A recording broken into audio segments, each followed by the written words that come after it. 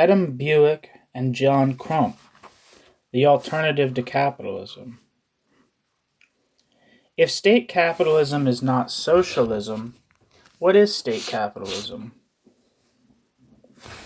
In other words, if state ownership and management of production does not amount to the abolition of capitalism, but only to a change in the institutional framework within which capitalism operates, what would be the essential features of a society in which capitalism had been abolished? Although it is possible to imagine that capitalism could be replaced by some new form of class society in which some other method of exploitation would replace the wage system, we shall concern ourselves here only with the replacement of capitalism by a society from which, to remain deliberately vague for the moment, exploitation and privilege would be absent. Since capitalism is a worldwide class society and exchange economy, it is clear that the exploitationless alternative to capitalism would have to be a classless world society without exchange. No classes, no state, no frontiers. The basis of any society is the way its members are organized for the production of wealth. Where a section of society controls the uses of the means of production, we can speak of a class society. Control of the means of production by a class implies the exclusion of the rest of society from such control. An exclusion which ultimately depends on the threatened or actual use of physical force. An institutionalized organ of coercion, or state, is thus a feature of all class societies and historically first made its appearance with the division of society into classes. In all class societies, one section of the population controls the use of the means of production. Another way of putting this is that the members of this section or class owns the means of production, since to be in a position to control the use of something is to own it, whether or not this is accomplished by some legal title deed.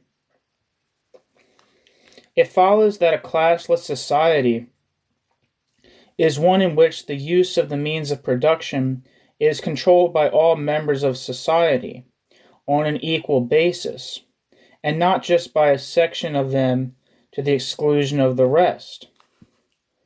As James Burnham put it, quote, "For a society to be classless would mean that within society there would be no group, with the exception perhaps of temporary delegate bodies, freely elected by the community and subject always to recall, which would exercise as a group any special control over access to the instruments of production, and no group receiving as a group preferential treatment in distribution. In a class society, every member is in a position to take part. In a classless society, every member is in a position to take part, on equal terms with every other member, in deciding how the means of production should be used.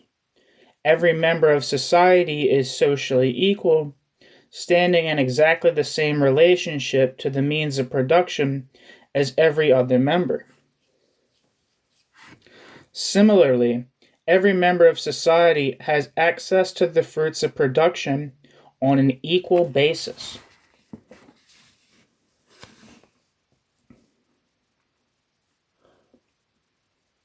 Once the use of the means of production is under the democratic control of all members of society, class ownership has been abolished. The means of production can still be said to belong to those who control and benefit from their use. In this case, to the whole population organized on a democratic basis, and so to be commonly owned by them. common ownership can be defined as, quote, this is a quote from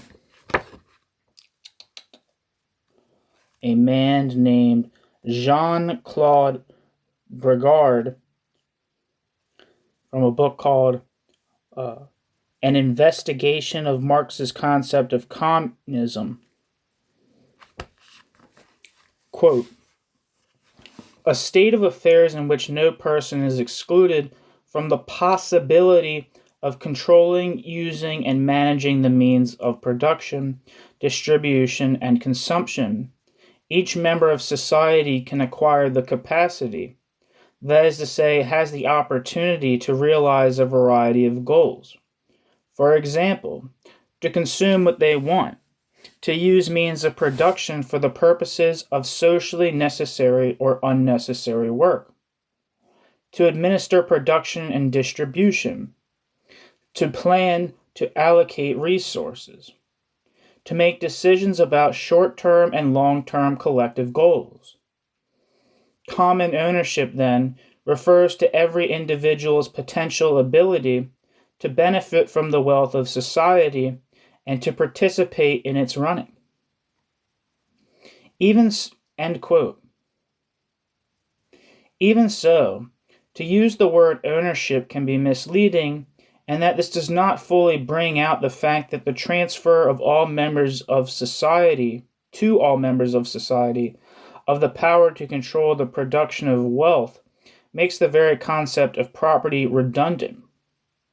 With common ownership, no one is excluded from the possibility of controlling or benefiting from the use of the means of production, so that the concept of property in the sense of exclusive possession is meaningless.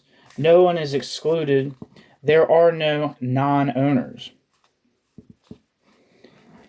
We could invent some new term such as no ownership and talk about the classless alternative society to capitalism being a no-ownership society, but the same idea can be expressed without neologism if common ownership is understood as being a social relationship and not a form of property ownership. This social relationship, equality between human beings with regard to the control of the use of the means of production, can equally accurately be described by the terms classless society and democratic control as by common ownership, since these three terms are only different ways of describing it from different angles. The use of the term common ownership to refer to the basic social relationship of the alternative society to capitalism is not to be taken to imply, therefore, that common ownership of the means of production could exist without democratic control. Common ownership means democratic control, means a classless society. When we refer to the society based on common ownership, generally we shall use the term socialism, though we have no objection to others using the term communism, since for us these terms mean exactly the same and are interchangeable. If we have opted for the term socialism, this is as a means of showing that we decisively reject the Leninist insertion of some sort of transitional society, wrongly called socialism, between capitalism and capitalism's classless alternative, generally called communism. For us, socialism is communism, since both terms describe the society which immediately follows the abolition of capitalism. Common ownership is not to be confused with state ownership, since an organ of coercion or state has no place in socialism. A class society is a society with a state because sectional control over the means of production and the exclusion of the rest of the population cannot be asserted without coercion, and hence without a special organ to exercise this coercion. On the other hand, a classless society is a stateless society, because such an organ of coercion becomes unnecessary as soon as all members of society stand in the same relationship with regard to the control of the use of the means of production. The existence of a state as an instrument of class political control and coercion is quite incompatible with the existence of the social relationship of common ownership. State ownership is a form of exclusive property ownership, which implies a social relation which is totally different from socialism. As we saw, common ownership is a social relationship of equality and democracy, which makes the concept of property redundant because there are no longer any excluded non-owners. State capitalism, on the other hand, presupposes the existence of a government machine, a legal system, armed forces, and other features of an institutional organ of coercion. State-owned means of production belong to an institution which confronts the members of society, coerces the members of society, and dominates the members of society, both as individuals and as a collectivity. Under state ownership, the answer to the question, who owns the means of production, is not everybody or nobody, as with common ownership. It is the state. In other words, when a state owns the means of production, the members of society remain non-owners, excluded from control. Both legally and socially, the means of production belong not to them, but to the state, which stands as an independent power between them and the means of production. The state, however, is not an abstraction floating above society and society's members. The state is a social institution, and as such, a group of human beings, a section of society organized in a particular way. This is why, strictly speaking, we should have written above that the state confronts most members of society and excludes most members of society from control of the means of production. For wherever there is a state, there is always a group of human beings who stand in a different relationship to it from the most members of society, not as the dominated nor as the excluded, but as the dominators and the excluders. Under state ownership, this group controls the use of the means of production in the exclusion of other members of society. In this sense, the state owns the means of production, whether or not this is formally and legally recognized.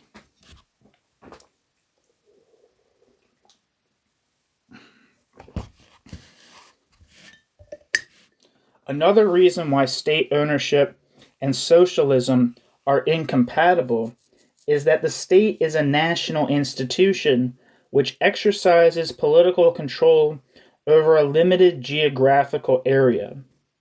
Since capitalism is a world system, the complete state ownership of the means of production within a given political area cannot represent the abolition of capitalism, even within that area. What it does mean, and this has been one of the major themes of this book, is the establishment of some form of state capitalism whose internal mode of operation is conditioned by the fact that it has to compete in a world market context against other capitals. Since today capitalism is worldwide, the society which replaces capitalism can only be worldwide. The only socialism possible today is world socialism. No more than capitalism can socialism exist in one country. So the common ownership of socialism is the common ownership of the world, of its natural and industrial resources, by the whole of humanity. Socialism can only be a universal society in which all that it is in and on the earth has become the common heritage of all humankind, in which the division of the world into states has given way to a world without frontiers, but with a democratic world administration.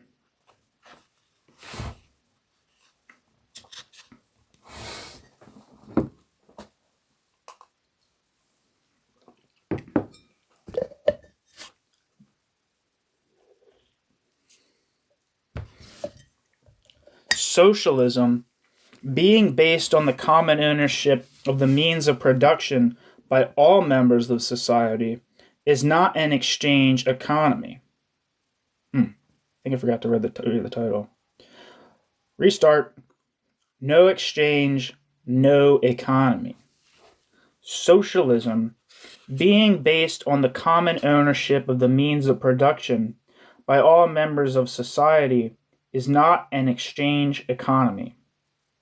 Production would no longer be carried on for sale with a view to profit as under capitalism. In fact, production would not be carried on for sale at all. Production for sale would be a nonsense, since common ownership of the means of production means that what is produced is commonly owned by society as soon as it is produced. The question of selling just cannot arise, because as an act of exchange, this could only take place between separate owners. Yet separate owners of parts of the social product are precisely what would not and could not exist in a society where the means of production were owned in common. However, socialism is more than just not an exchange economy. Socialism is not an economy at all, not even a planned economy.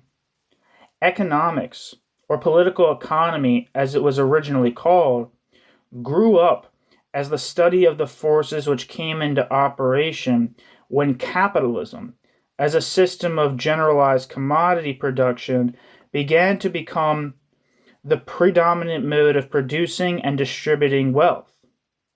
The production of wealth under capitalism, instead of being a direct interaction between human beings and nature, in which humans change nature to provide themselves with the useful things they need to live, becomes a process of production of wealth in the form of exchange value. Under this system, production is governed by forces which operate independently of human will and which impose themselves as external, coercive laws when men and women make decisions about the production and distribution of wealth. In other words, the social processes of the production and the distribution of wealth becomes under capitalism an economy, governed by economic laws and studied by a special discipline, economics. Socialism is not an economy because in re-establishing conscious human control over production, socialism would restore to the social process of wealth production its original character of simply being a direct interaction between human beings and nature. Wealth in socialism would be produced directly as such, i.e., as useful articles needed for human survival and enjoyment.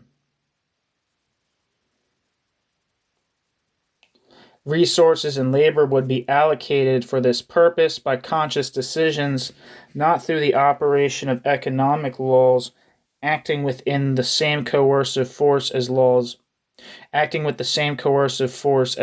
of nature. Although their effect is similar, the economic laws which come into operation in an exchange economy, such as capitalism, are not natural laws, since they arise out of a specific set of social relationships existing between human beings. By changing these social relationships, through bringing production under conscious human control, socialism would abolish these laws, and so also the economy as the field of human activity governed by their operation. Hence, socialism would make economics redundant. What we are saying, in effect, is that the term exchange economy is a tautology, in that an economy only comes into existence when wealth is produced for exchange. It is now clear why the term planned economy is unacceptable as a definition of socialism. Socialism is not the planned production of wealth as exchange value, nor the planned production of commodities, nor the planned accumulation of capital. That is what state capitalism aims to be. Planning is indeed central to the idea of socialism, but socialism is the planned, consciously coordinated production of useful things to satisfy human needs precisely instead of the production, planned or otherwise, of wealth as exchange value, commodities, and capital. In socialism, wealth would have simply a specific use value, which would be different under different conditions and for different individuals and groups of individuals, but it would not have any exchange or economic value.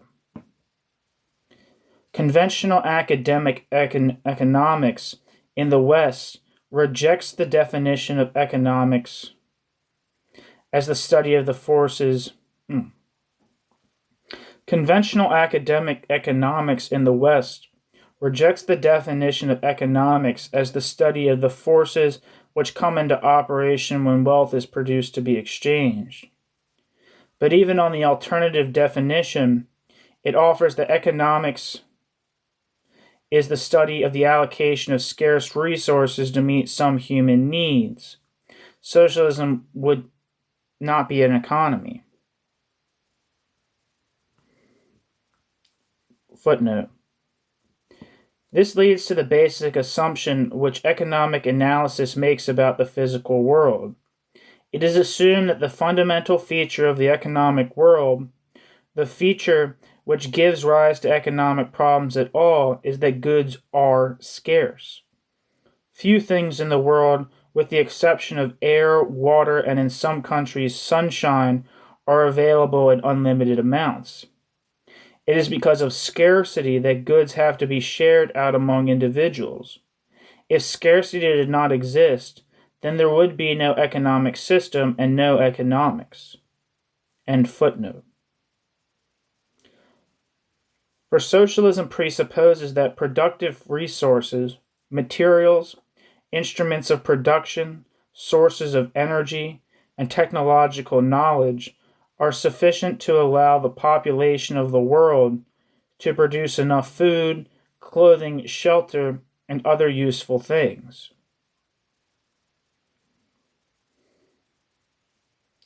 To satisfy all their material needs.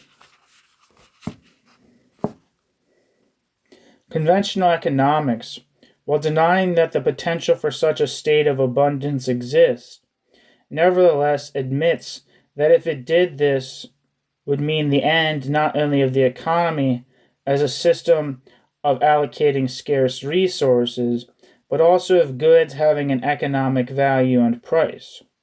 Goods would simply become useful things produced for human beings to take and use, while economics, as the study of the most rational way to employ scarce resources, would give way to the study of how best to use abundant resources to produce free goods in the amounts required to satisfy human needs. Footnote. Abundance removes conflict over resource allocation, since by definition there is enough for everyone, and so there are no mutually exclusive choices, no opportunity is foregone, and there is no opportunity cost. The golden age, a communist steady-state equilibrium, will have been reached. Gradual change, growth, will be simple and painless. The task of planning becomes one of simple routine. The role of economics is virtually eliminated. There is then no reason for various individuals and groups to compete, to take possession for their own use of what is freely available to all.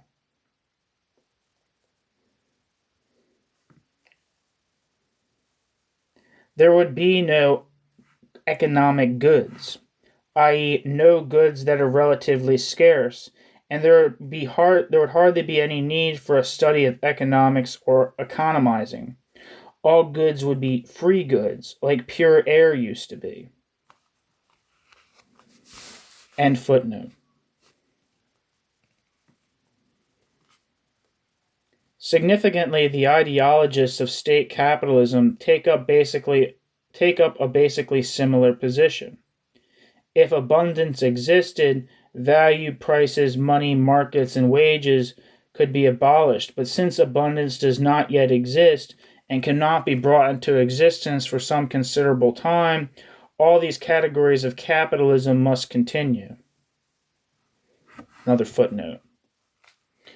Present productive forces are quite inadequate to provide the whole of mankind with up-to-date comfort. The necessity of a transition period follows precisely from the fact that on the morrow of the abolition of capitalism, society is still living in a situation of relative shortage of consumer goods. The allocation of consumer goods during the epoch of transition from capitalism to socialism must therefore be effected essentially through exchange, that is, through buying and selling. Consumer goods continue to be commodities. Leaving aside the social wage, the labor force is essentially paid in money. A huge monetary sector therefore continues to exist in the economy.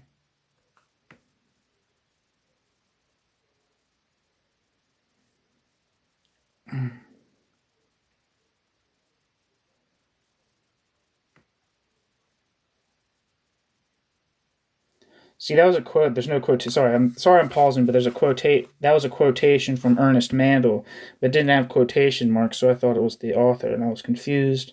But be thankful I caught on it, because that would have totally changed the meaning of what's been going on here. As far as academic economics in the West is concerned, this question is not really one of fact, but of definition. Scarcity is built into its theoretical system in that it regards a factor of production as being scarce so long as it is not available in unlimited supply.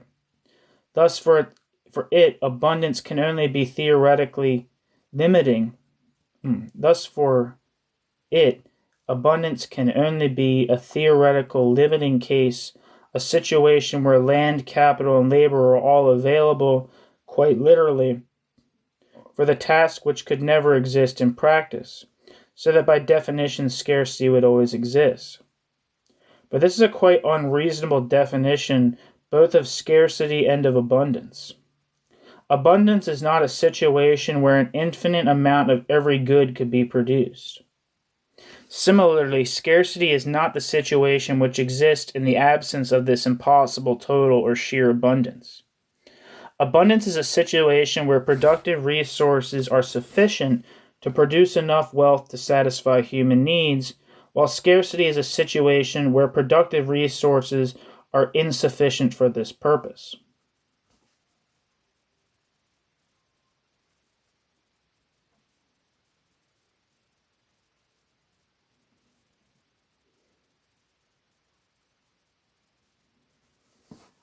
In any event, value and values categories do not arise from scarcity as a supposed natural condition.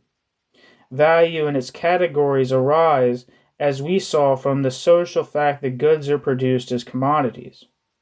Similarly, socialism is not a matter of state abundance. Socialism is not a mere state of abundance. Socialism is a social rather than a physical or technical condition. It is the set of social relationships corresponding to a classless society, i.e., to a society in which every member stands in the same position with regard to controlling and benefiting from the use of the means of wealth production. The establishment of a classless society means an end to the wage-labor-capital relationship, which is the basic social relationship of capitalist society. The wage The establishment of a classless society means an end to the wage-labor-capital relationship, which is the basic social relationship of capitalist society. The wage or employment relationship expresses the fact that control over the use of the means of production is exercised by a section only of society. It is a relationship between two social classes, presupposing a division of society into those who control access to the means of production and those who are excluded from such control and are obliged to live by selling their ability to work. Since the very existence of wage labor, employment implies a class of owners and a class of non-owners of the means of production. No society in which the predominant form of productive activity continues to be wage labor can be regarded as being socialist. In socialist society, productive activity would take the form of freely chosen activity undertaken by human beings with a view to producing the things they need to live and enjoy life. The necessary productive work of society would not be done by a class of hired wage workers, but by all members of society, each according to their particular skills and abilities, cooperating to produce the things required to satisfy their needs both as individuals and as communities. Work in socialist society could only be voluntary, since there would be no group or organ in a position to force people to work against their will.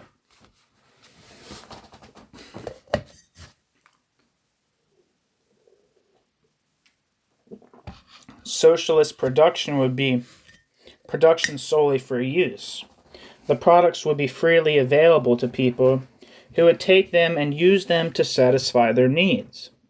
In socialism, people would obtain the food, clothes, and other articles they needed for their personal consumption by going into a distribution center and taking what they needed without having to hand over either money or consumption vouchers. Houses and flats would be rent-free, with heating, lighting, and other water supplied free of charge. Transport, communications, healthcare, education, restaurants, and laundries would be organized as free public services. There would be no admission charge to theaters, cinemas, museums, parks, libraries, and other places of entertainment and recreation. The best term to describe this key social relationship of socialist society is free access, as it emphasizes the fact that in socialism, it would be the individual who would decide what his or her individual needs were. As to collective needs, schools, hospitals, theaters, libraries, and the like, these could be decided by the groups of individuals concerned, using the various democratic representative bodies which they would create at different levels in a socialist society. Thus, production in socialism would be the production of free goods to meet self-defined needs, both individual and collective.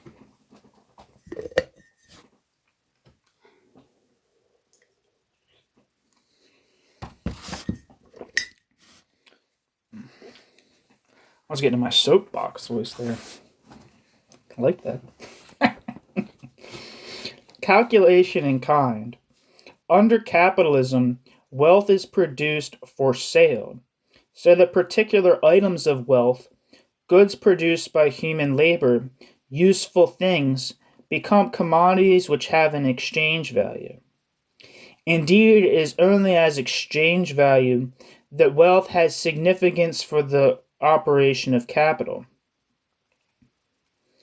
All the millions of different kinds of useful things produced by human labor are reduced to a common denominator, their economic value based ultimately on the average working time needed to produce them from start to finish, of which money is the measure. This enables commodities to be compared and exchanged with reference to a common objective standard, and also allows the calculations necessary to an exchange economy to be made in a common unit. With the replacement of exchange by common ownership, what basically would happen is that wealth would cease to take the form of exchange value, so that all the expressions of this social relationship peculiar to an exchange economy, such as money and prices, would automatically disappear. In other words, goods would cease to have an economic value and would become simply physical objects which human beings could use to satisfy some want or other. This does not mean that goods would come to have no value in any sense.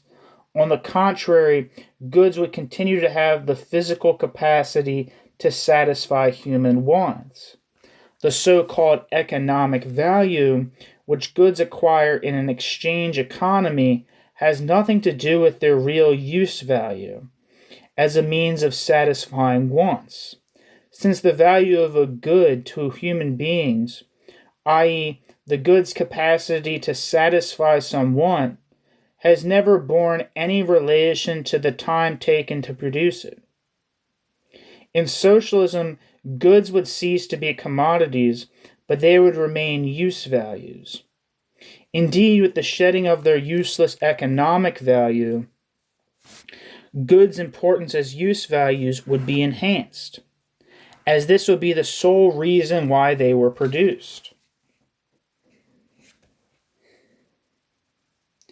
The disappearance of economic value would mean the end of economic calculation in the sense of calculation in units of value, whether measured by money or directly in some unit of labor time. It would mean that there was no longer any common unit of calculation for making decisions regarding the production of goods. This has often been regarded as a powerful argument against socialism as a moneyless society, so powerful, in fact, that it was the first expressed in a systematic way by Ludwig von Mises in 1920. It led many self-proclaimed Marxists, including Karl Kautsky, to abandon finally the definition of socialism as a valueless society, and thus, in effect, to recognize that they had always stood for state capitalism rather than socialism, and others to elaborate complicated schemes for using labor time as a common unit of account in socialism. Footnote. This is a quote from Kautsky, and I'm sorry to anyone listening to this, that this is, when I've been reading this, that there's been footnotes that didn't have quotations, so I might have been reading them without acknowledging that they were quotations and assuming that they were the author's own words. So this is a quote. Let's assume this is a quote from Karl Kautsky, quote, "In the same way, even if people were to limit themselves strictly to the exchange of natural produce, the existence of money would continue to be indispensable in a socialist society as a measure of value for accounting purposes and for calculating exchange ratios." Karl Kautsky, 1922, page 318, from, what book was it? The Social Revolution. Maybe it's not the Social Revolution. I don't know. Because in the back pages in the bibliography it says 1902, but I'm going to assume that means 19. Nope. I have no idea what book it is. I'm sorry, everybody.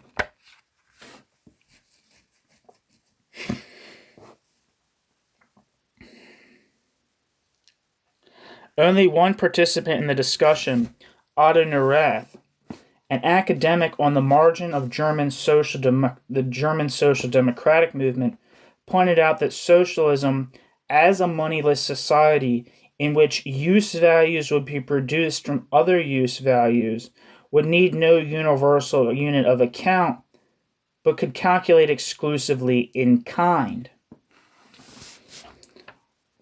Footnote. A quote from Otto Neurath. Quote, "The economic analysis, which starts off with quantities, which are measured differently, and which ends up with quantities, which are measured differently, can never be reduced to a single common denominator, especially not to the common denominator labor."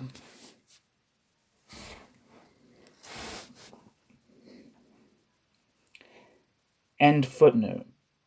Calculation in kind is an essential aspect of the production of goods in any society, including capitalism.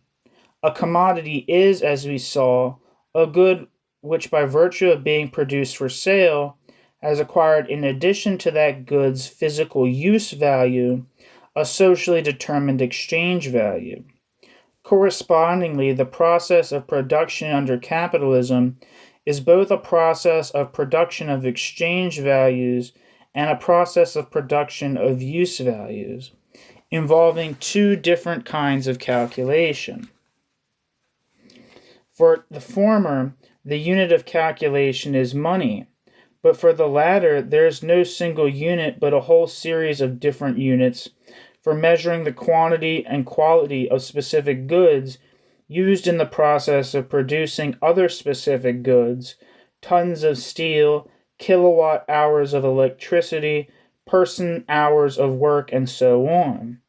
The disappearance of economic or value calculation in socialism would by no means involve the disappearance of all rational calculation, since the calculations in kind connected with producing specific quantities of goods as physical use values would continue. What it would involve would be the end of the subordination of the choice which use values to produce and which technical methods to employ to exchange value considerations. In particular, the aim of production would cease to be to maximize the difference between the exchange value of the goods used up in the process of production and the exchange value of the final product.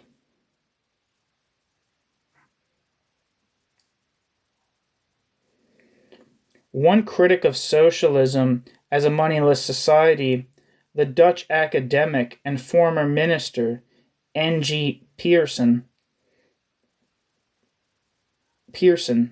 was writing in 1902 in reply to Kautsky's On the Day After the Social Revolution, argued that without the common unit of account represented by value as measured by money, socialist society would not be able to calculate its net income. This is a quote from Hayek. Or maybe this is from an edition edited by Hayek. It's either by Hayek or this guy Pearson's. I think it's Pearson.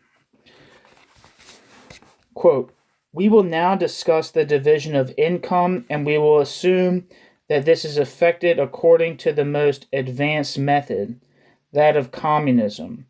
We at once discover a value problem in the strict sense of the word. What is to be regarded as income, and what therefore comes into the question when considering the division? Naturally, only net income, but the income of the socialist state will also be gross income. Raw materials will be required for the goods which it manufactures, and in the course of manufacture, fuel and other things will be consumed, and machines and tools will be wholly or partly worn out. The livestock which has been reared will have consumed fodder. In order to calculate its net income, the communist society would therefore have to subtract all this from the gross product.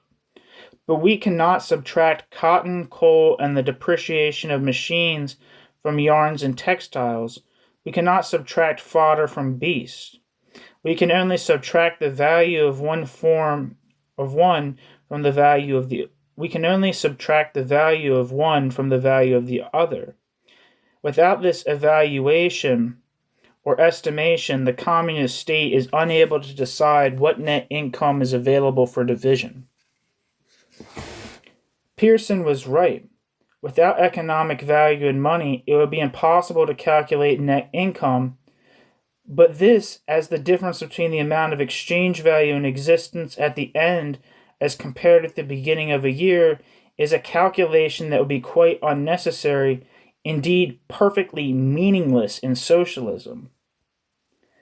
The aim of production in socialism being to produce concrete use values to satisfy human needs, all that could interest socialist society at the end of a year would be whether specific quantities of specific goods have been produced over that period. To check this, there would be no need to reduce, to continue with Pearson's examples, cotton, coal, machines, yarns, textiles, fodder, and beast to some common unit. On the contrary, it is precisely in their concrete physical forms of cotton, coal, and so on that socialist society would be interested in these goods and would want to count them.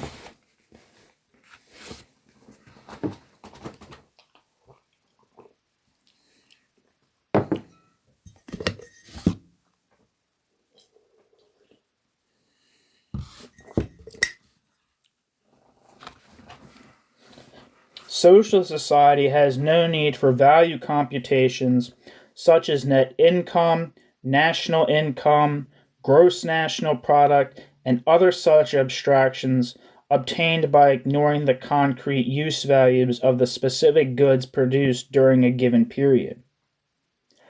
Indeed, socialism involves precisely the freeing of production from production subordination to these exchange value considerations. The aim of production in socialism is not to maximize national income or the gross national product or growth of exchange values, which are meaningless concepts for socialism, but to produce the specific amounts and kinds of use values which people had indicated they wanted to satisfy their needs. The calculations involved in organizing and checking this would be calculations in kind and would not require any universal unit of measurement.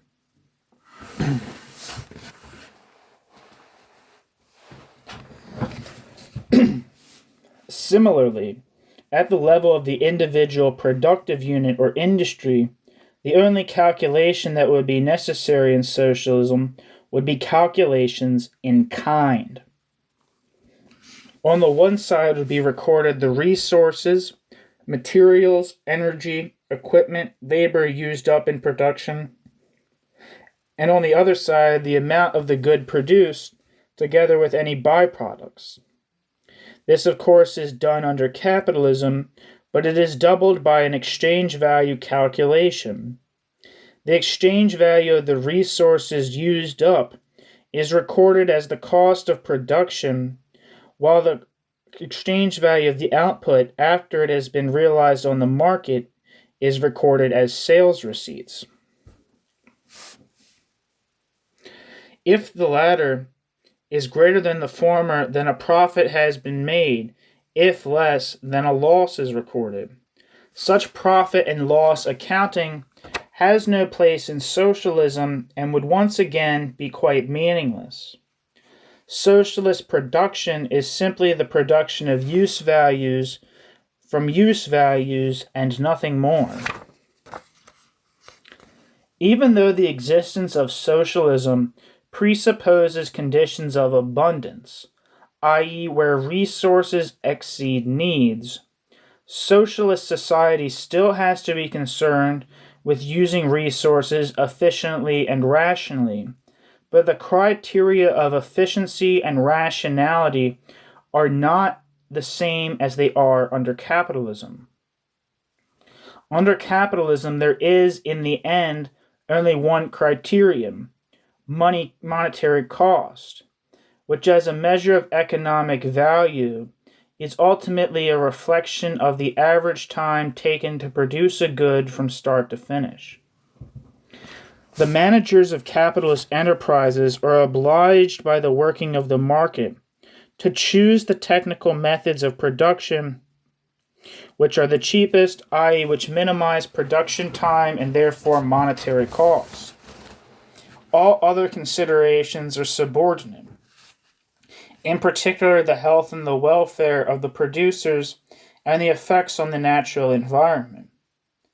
Many commentators have long pointed out the harmful effects which production methods geared to minimizing production time have on the producers. Speed up, pain, stress, accidents, boredom, overwork, long hours, shift work, night work, etc., all of which harm their health and reduce their welfare. While more recently scientists have documented the damage such production methods cause to nature. Pollution, destruction of the environment and wildlife, exhaustion of non-renewable resources. Socialism, as a society geared to producing only use values and not exchange values, would take these other considerations into account and subordinate the choice of production methods to the welfare of human beings and the protection of their natural environment. No doubt this would lead in many cases to the no doubt whew, sound like a fucking chain smoker. I don't smoke. That's nasty.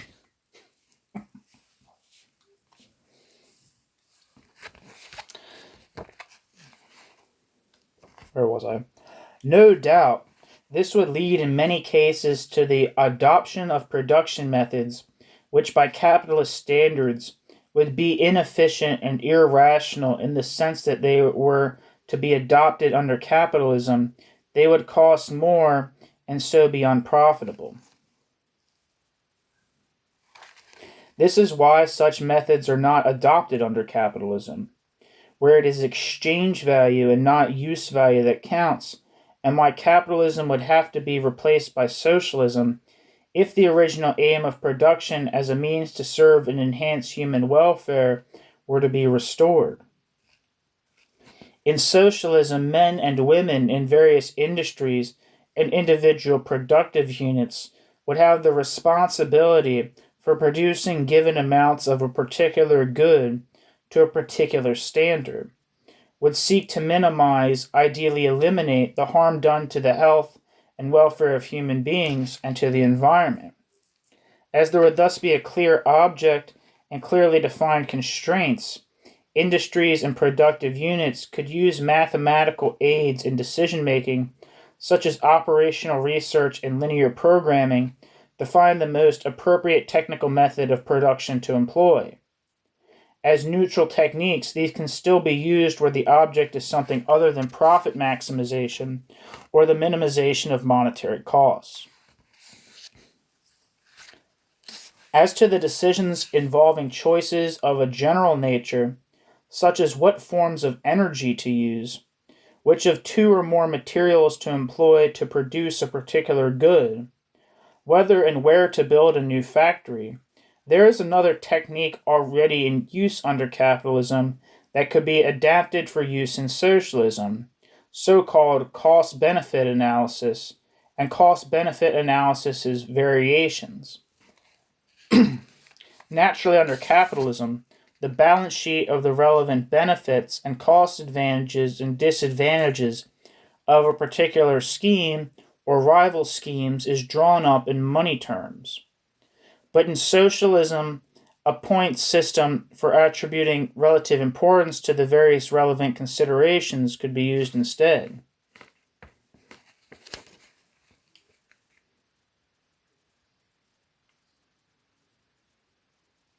The points attributed to these considerations would be subjective in the sense that this would depend on a deliberate social decision rather than on some objective standard, but this is the case even under capitalism, when a monetary value has to be attributed to some such cost or benefit as noise or accidents. Furthermore, insofar as money is an objective measure, what money measures is production time to the exclusion of all other factors. in the sense that one of the aims of socialism is precisely to rescue humankind from the capitalist fixations with production time, money, cost-benefit type analysis. In the sense that one of the aims of socialism is precisely to rescue humankind from the capitalist fixation with production time, money, cost-benefit type analyses as a means of taking into account other factors, could therefore be said to be more important for use in socialism than under capitalism. Using point systems to attribute relative importance in this way would not be to recreate some universal unit of evaluation and calculation, but simply to employ a technique to facilitate decision-making in particular concrete cases. The advantages, disadvantages, and even the points attributed to them can and normally would differ from case to case. So what we are talking about is not a new abstract universal unit of measurement to replace money and economic value, but one technique among others for reaching rational decisions in a society where the criterion of rationality is human welfare.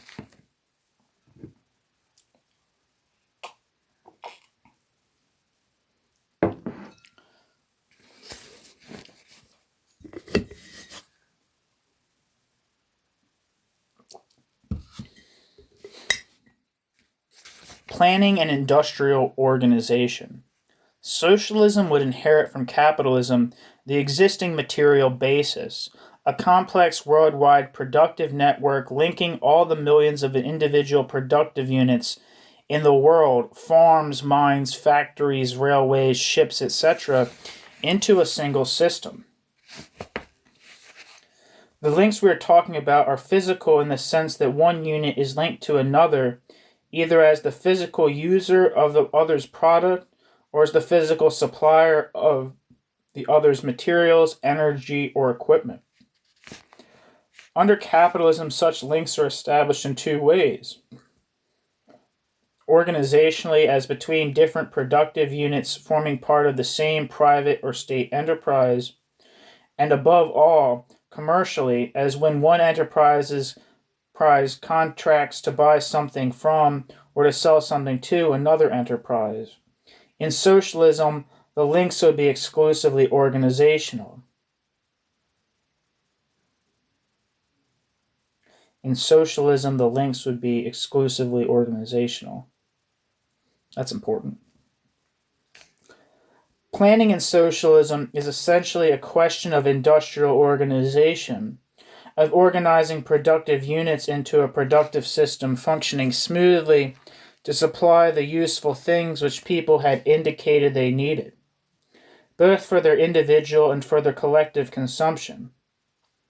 What socialism would establish would be a rationalized network of planned links between users and suppliers, between final users and their immediate suppliers, between these latter and their suppliers, and so on down the line to those who extract the raw materials from nature. By industrial organization, we mean the structure for organizing the actual production and distribution of wealth. Some activities, such as intercontinental transport and communications, the extraction of oil and of certain other key raw materials, developing the resources of the oceans, and space research are clearly best treated at world level, and we can imagine them being organized by a World Trade Organization, not a World Trade Organization. Sorry, let me repeat that. Some activities, such as intercontinental transport and communications, the extraction of oil and of certain other key raw materials, developing the resources of the oceans, and space research are clearly best treated at world level, and we can imagine them being organized by a World Transport Organization, a World Raw Materials Board, a World Oceanic Regime, and so on, to begin with, and assuming, as seems likely, that socialism would inherit a problem of world hunger from capitalism, the production of certain key foodstuffs and animal feedstuffs might also need to be organized on a world level that already exists in the Food and Agricultural Organization, a world body that could easily be adapted for this purpose. There would be a need for an administrative and decision-making center at world level, democratically controlled by delegates from the various regions of the socialist world. We say nothing of the size and limits of these regions, since such details must be left to the members of Socialist Society to settle, whose basic task would be to coordinate relations between the world industrial organizations, between these and the world regions, and between the various world regions. This center would not be a world government, since, as we have already explained, there would be no state and no government, not even at a world level in socialism. It would be an administrative and coordinating body that would not be equipped with means of coercion.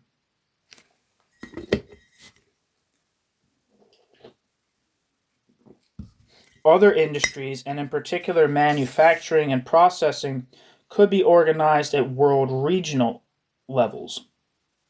There is no point in drawing up in advance the sort of detailed blueprint of industrial organization that the old IWW and the syndicalists used to. Despite the promising name of Industrial Workers of the World, these were in fact blueprints for industrial organizations within a national framework. But it is still reasonable to assume that productive activity would be divided into branches and that production in these branches would be organized by a delegate body. The responsibility of these industries would be to ensure the supply of a particular kind of product, either in the case of consumer goods to distribution centers, or in the case of goods used to produce other goods to productive units or other industries.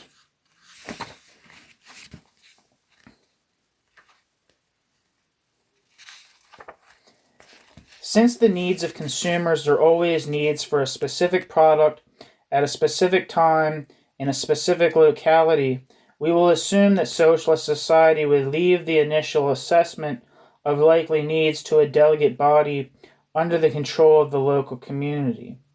Although, once again, other arrangements are possible if that were what the members of socialist society wanted.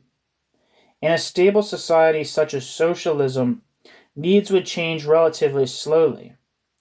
Hence, it is reasonable to surmise that an efficient system of stock control, recording what individuals actually chose to take under conditions of free access from local distribution centers over a given period, would enable the local distribution committee, for want of a name, to estimate what the need for food, drink, clothes, and household goods would be over a similar future period.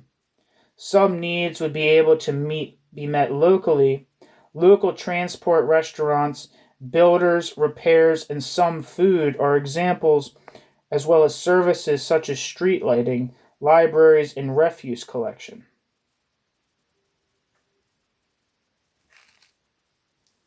The local distribution committee would then communicate needs that could not be met locally to the body or bodies charged with coordinating supplies to local communities.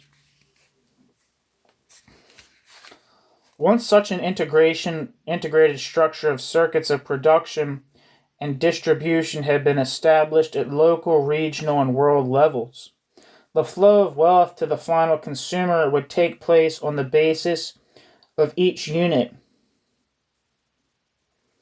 Once such an integral structure of circuits of production and distribution had been established at local, regional, and world levels, the flow of wealth to the final consumer.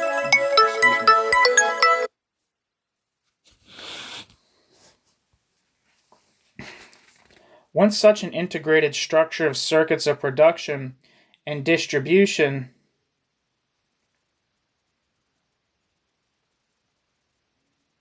Once such an integrated structure of circuits of production and distribution had been established at local, regional, and world levels, the flow of wealth to the final consumer could take place on the basis of each unit in the structure having free access to what is needed to fulfill its role.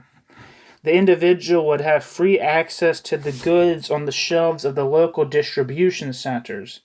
The local distribution centers free access to the goods they required to be always adequately stocked with what people needed. Their suppliers free access to the goods they required from the factories which supplied them. Industries and factories free access to the materials, equipment, and energy they needed to produce their products, and so on. Production and distribution in socialism would thus be a question of organizing a coordinated and more or less self-regulated system of linkages between users and suppliers, enabling resources and materials to flow smoothly from one productive unit to another, and ultimately to the final user in response to information flowing in the opposite direction originating from the final users. The productive system would thus be set in motion from the consumer end as individuals and communities took steps to satisfy their self-defined needs. Socialist production is self-regulating production for use. To ensure the smooth functioning of the system, a central statistical office would be needed to provide estimates of what would have to be produced to meet people's likely individual and collective needs. These could be calculated in the light of consumer wants as indicated by returns from local distribution committees and of technical data, productive capacity, production methods, productivity, etc., incorporated in the input-output tables.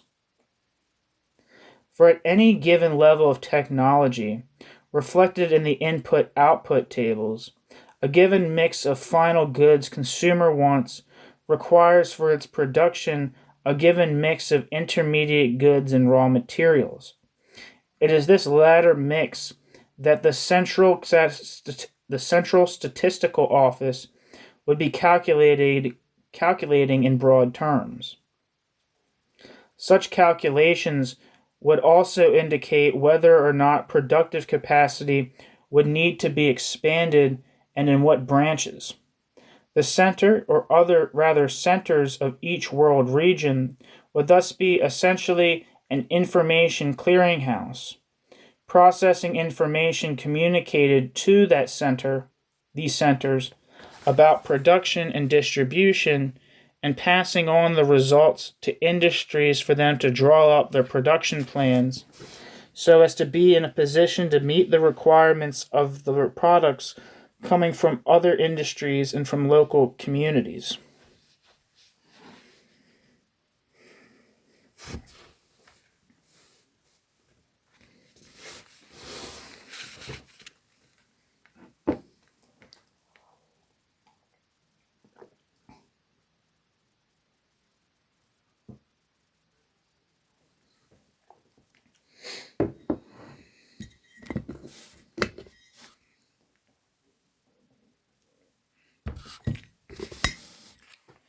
Impossibility of Gradualism.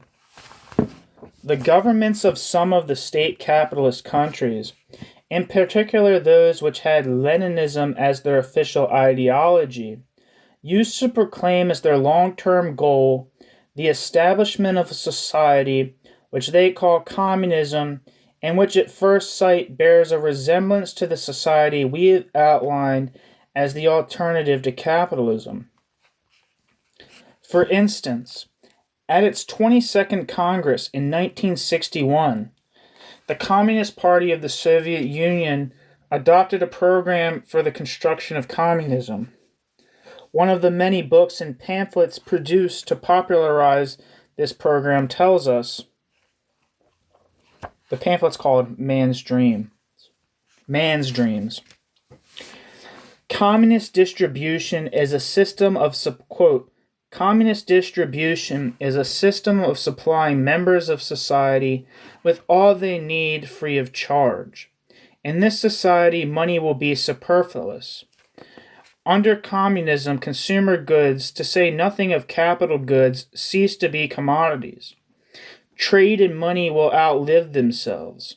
Flats, cultural, communication, and transport facilities, meals, laundries, clothes, etc. will all be free.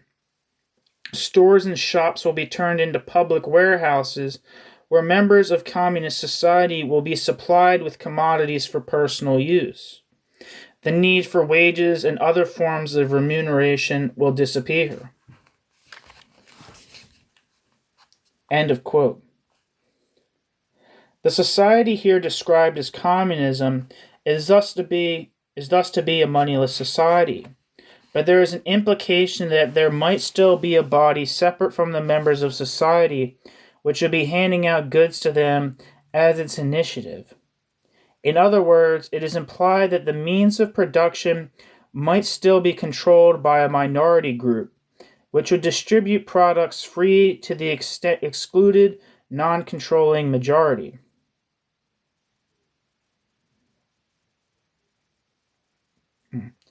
In other words, it is implied that the means of production might still be controlled by a minority group which would distribute products free to the excluded, non-controlling majority. That this is to be the case is confirmed by other passages in which we are told that communism can be established in one country or a group of countries, and that the party will continue to exist for a long time even after the establishment of communism on a world scale. Footnote. I think these are quotes from the Man's Dream pamphlet from the Soviet Union. Quote, "It is not impossible that communism will have been established in the socialist countries before the capitalist countries take the socialist path." End quote.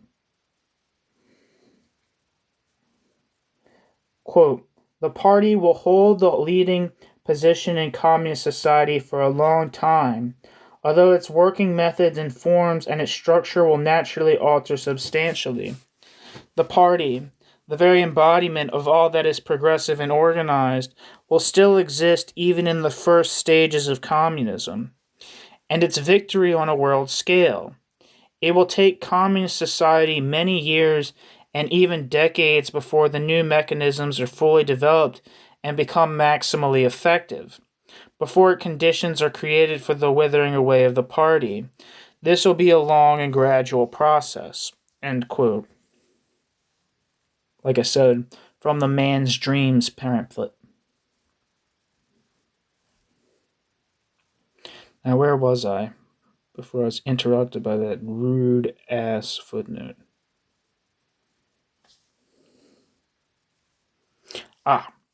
Above all, there is the incongruity that this system of free distribution is seen as gradually evolving from present state capitalism in Russia.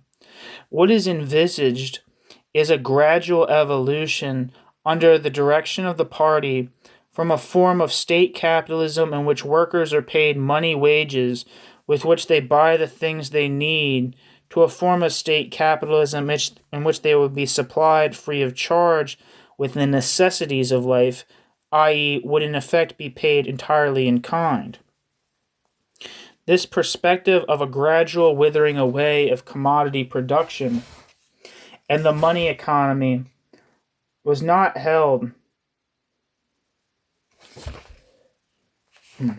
This perspective of a gradual withering away of commodity production and the money economy was not held by the CPSU alone, but is the general Leninist view of how the so-called transition from socialism to communism will take place.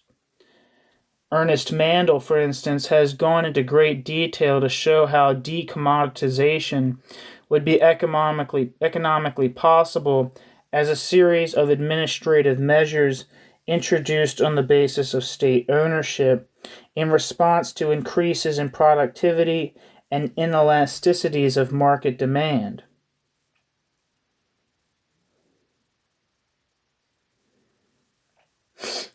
Response to increase in productivity and interrelations of market demand.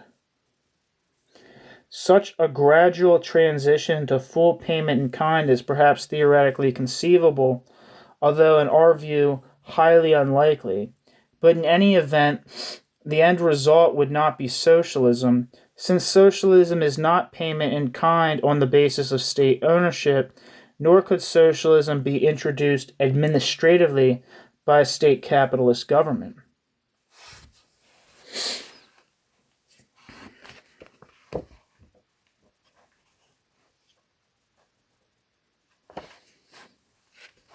The definition of communism as state ownership plus payment in kind is shared by nearly all those who have participated in economic debates on so-called pure communism and its feasibility.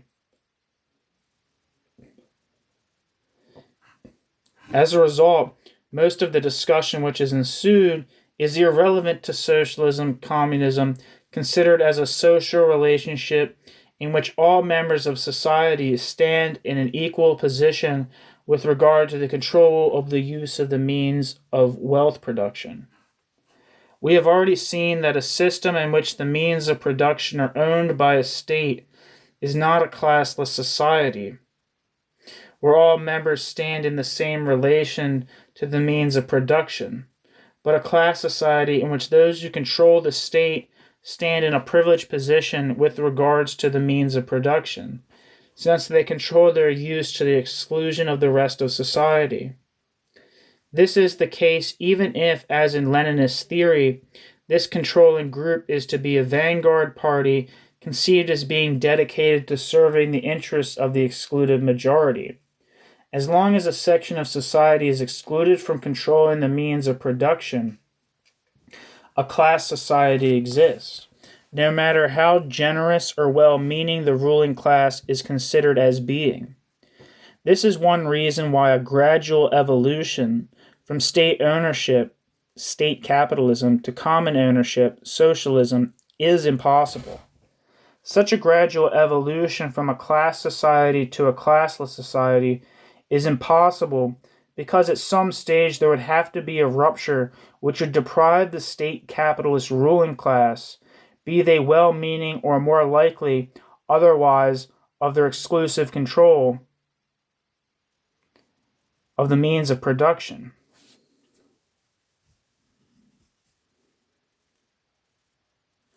There would have to be, in other words, a political and social revolution in which the power to control the use of the means of production would be consciously transformed by the excluded majority from the minority state capitalist class to all members of society. An equally fundamental reason why a gradual evolution from state capitalism to socialism is impossible is the difference in the form which wealth takes in the two societies. In socialism, wealth appears simply in its natural form, as various use values capable of satisfying human wants. While under state capitalism, wealth takes the form of value, goods having acquired an exchange value in addition to their natural use value.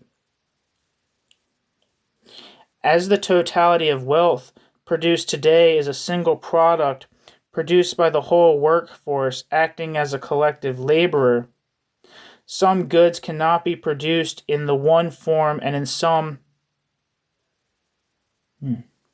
Excuse me. One moment.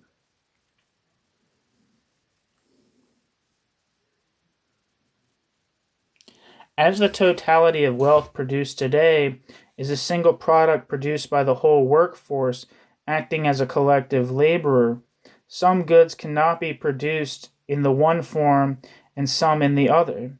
The social product that is wealth today can only be produced either wholly as value or wholly as simple use value.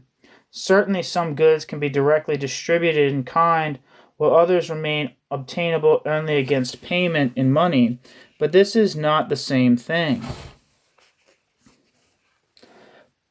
In this case, the goods produced for distribution in kind would still be value in that their production costs, i.e. the exchange value used up in producing them, would have to be paid for out of the surplus value realized in the priced goods sector.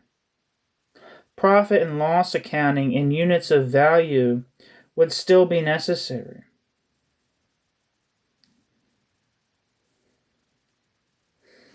Accounting in units of value would still be necessary. Profit and loss accounting in units of value would still be necessary. This is why all schemes such as Mandel's for a gradual withering away of commodity production insist on the need to retain some universal unit of account, whether this be monetary units as in the various schemes for shadow prices, or units of labor time as an attempt to measure economic value directly in both the price and the free goods sector. The changeover from commodity production to production solely from use can only take place as a rupture, not as a gradual transition. Since classless society and common ownership are synonyms, and since commodity production is a nonsense on the basis of common ownership, this revolution is in fact the same as the one needed to move from class society to classless society. Neither classes nor the state nor commodity production nor money can gradually wither away. It is no more reasonable to assume that state capitalism could change by degrees into socialism than was the assumption of the classical reformists that private capitalism could be so transformed.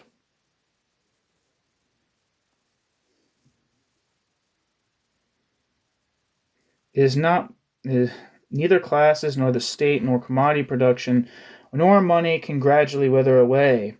It is no more reasonable to assume that state capitalism could change by degrees into socialism than was the assumption of the classical reformists that private capitalism could be so transformed.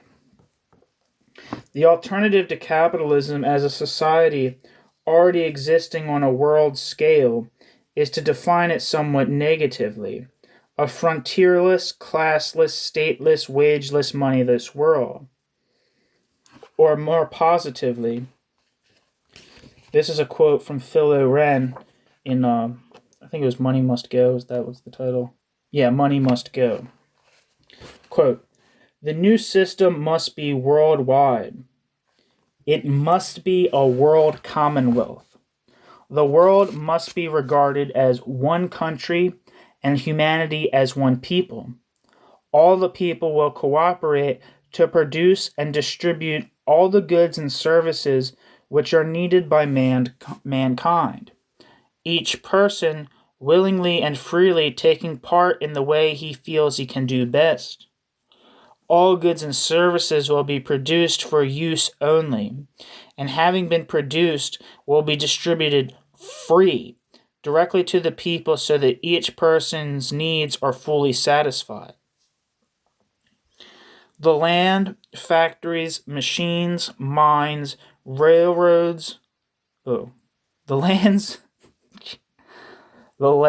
factories, machines, mines, roads, railways, ships, and all those things which mankind needs to carry on producing the means of life will belong to the whole of the people." Phil Oren, 1943. Opinions may legitimately differ as to whether or not such a society is feasible. That is a separate question. However, in the interest of clarity, we suggest that those who pose as critics of capitalism, but who consider that society outlined above is not feasible in the immediate future, should refrain from using the term socialism to refer to any society in which money, wages, and the state exist.